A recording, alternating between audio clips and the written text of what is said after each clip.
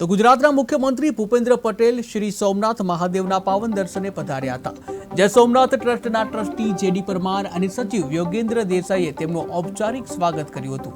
આ પવિત્ર અવસરે માનનીય મુખ્યમંત્રી સોમેશ્વર મહાપૂજા આચરી ભક્તિસભર સંસ્કાર રજૂ કર્યા હતા।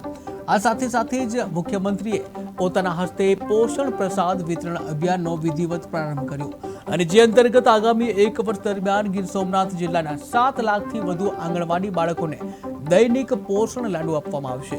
અંદાજિત 1 કરોડના ખર્ચે સોમનાથ દાદાના પ્રસાદ રૂપે 28 ટન લાડુ પૂરેપૂરા સ્વચ્છતા અને બાયોડિગ્રેડેબલ પેકિંગમાં વિતરણ કરવામાં આવે છે।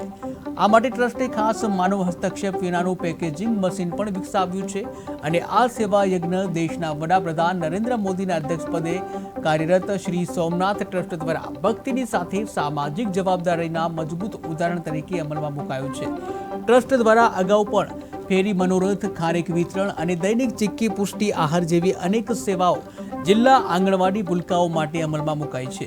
શ્રી સોમનાથ ટ્રસ્ટની સેવાઓ માત્ર બાળકો પૂરતી મર્યાદિત નથી।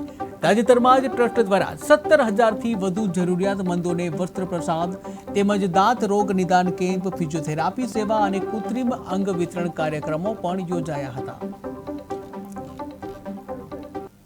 હું તેજલ વિશાલ કુમાર પટેલ આવી છું અને અહીં સોમનાથનો આજે 3 મહિનાનો છેલ્લો સોમવાર છે।